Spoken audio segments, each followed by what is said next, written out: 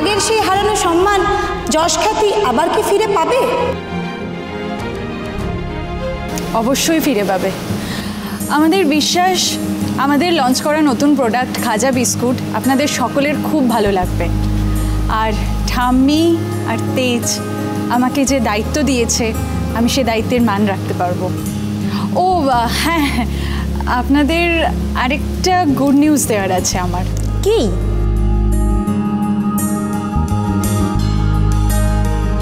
তেজ বেকারির সঙ্গে এতদিন আমার প্রফেশনাল সম্পর্ক ছিল, এবার সেই সম্পর্ক পার্সোনাল সম্পর্কে তৈরি হতে চলেছে।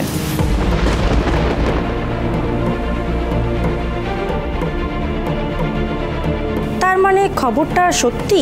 আপনার আর তেজ বসু মল্লিকের মধ্যে একটা অ্যাফেয়ার রয়েছে?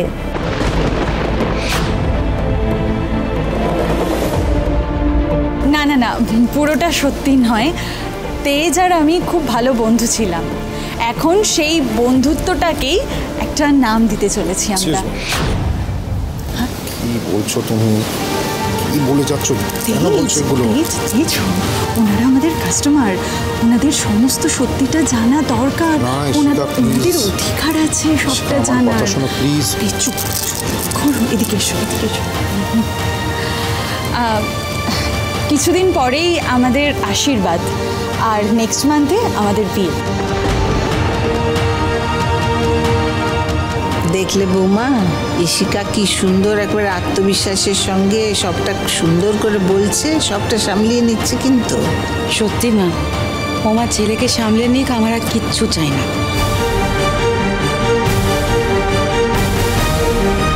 তোরিতা, এই মেয়েটা পুরো এটুলির মতো আমার ভাইয়ের সাথে আটকে আছে। সুধা এলে না আমি সব বলবো ওর ব্যাপারে। তারা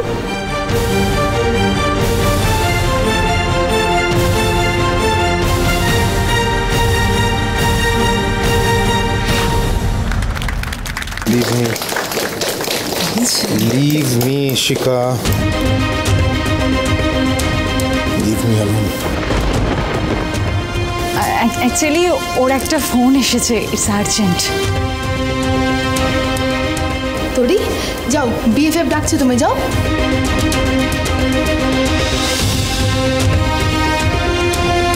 কি ব্যাপার রুক্মিণী, আপনার চোখে জল কেন? তেজ বেকারির সাথে আপনার কোনো পুরনো সম্পর্ক আছে বুঝি? কি বলছেন আপনি? তাহলে আপনি কাঁদছেন কেন? কই কই কাঁদছি? আমার আমার চোখে মনে হয় কিছু পড়ে গিয়েছিল। দিদি, আর কতদিন তুই সত্যিটা আড়াল করবি? আমাকে আপনি আবার কেন বিরক্ত করছেন? না দিদি, আমি শুধু তোর মুখ থেকে সত্যিটা শুনতে চাইছি। আমি আপনাকে অনেকবার বলেছি আমি আপনার দিদি নই, আমি রুক্মিণী। মিথ্যে মিথ্যে বলছিস তুই। আমি তোকে লুকিয়ে চুলের মাঝখানে সিঁদুর পড়তে দেখেছি, যেটা তুই সবার সামনে চুল দিয়ে আড়াল করে রাখিস। বল, কেন সিঁদুর পড়িস তুই?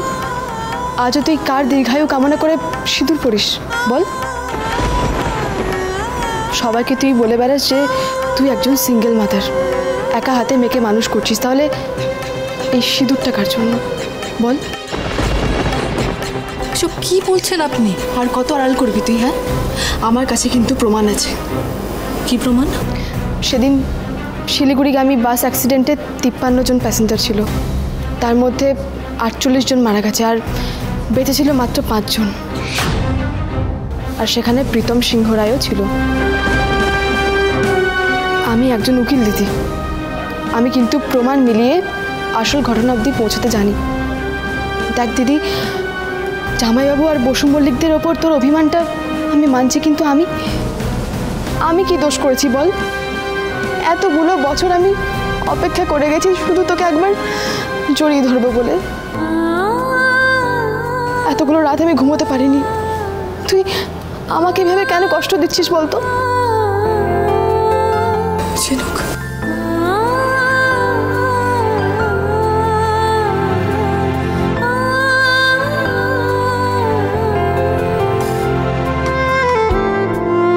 আমি অপারক ছিলাম ঝিনুক। আমি সত্যিটা চেয়েও বলতে পারিনি। আমাকে একা লড়াই করতে হয়েছিল। আর আমি চাইনি আমার বর্তমানে অতীতের এতটুকু ছায়া পড়ুক। তোকে ছেড়ে থাকতে আমি কষ্ট পাইনি ভেবেছিস? বারবার মনে হয়েছে ছুটে গিয়ে যেন যেন তোকে জড়িয়ে ধরি, কিন্তু আমি পারিনি ঝিনুক, আমি পারিনি। আমি তোকে কথা দিচ্ছি দিদি, তোর সব লড়াইয়ে এই ঝিনুক তোর পাশে থাকবে।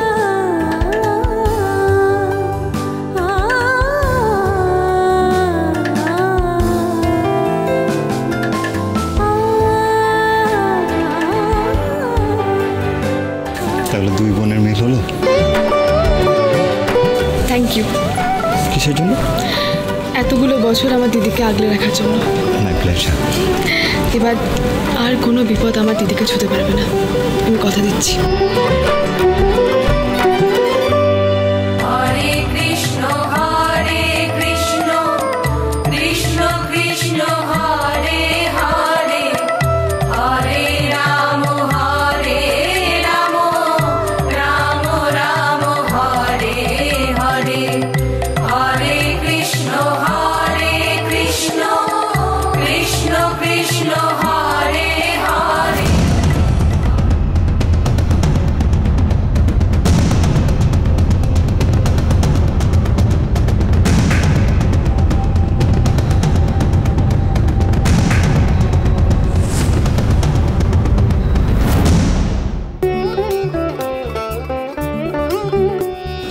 আপনারা আমাদের স্পেশাল গেস্ট।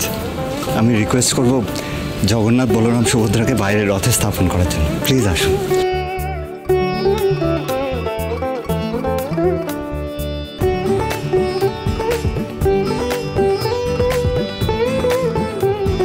দাদু ভাই, দাদু ভাই।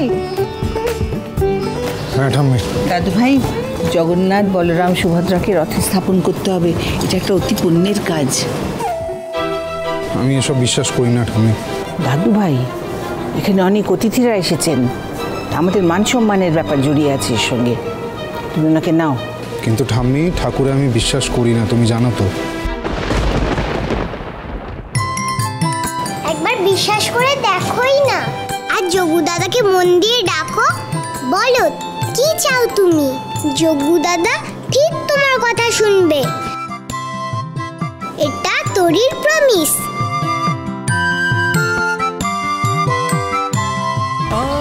এত বছর ধরে তো আমি একটাই জিনিস চেয়েছি, আমার সুধা আমার কাছে ফিরে আসুক।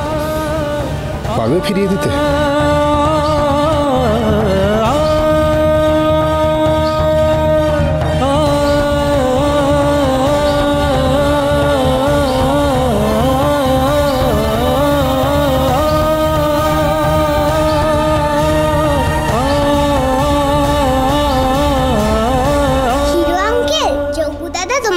যেতে চাইছে, আর না করো না।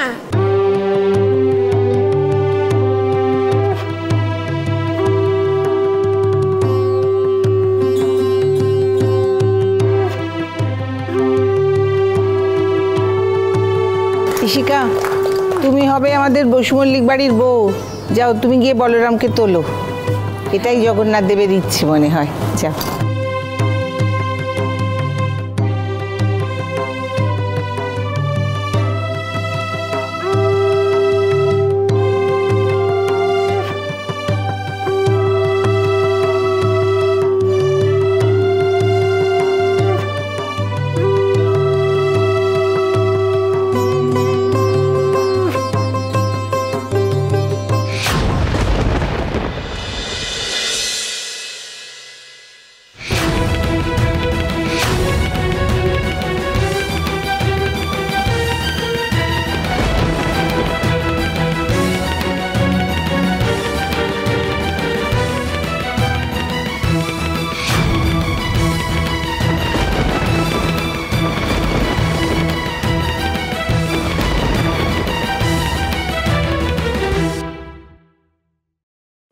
সুধা, সুধা আমার বড়নাথ বৌমা। দেখতে এক হলেও মানুষটা একেবারে অন্য। যাকে অসম্মান করে বাড়ি থেকে তাড়িয়ে দিয়েছিলেন, এটা সেই সুধাময়ী কোনোভাবে হতেই পারে না। উনি রুক্মিণী। তাহলে নিজের প্রাণের ঝুঁকি নিয়ে তেজ বসু মল্লিককে বাঁচানো হলো কেন?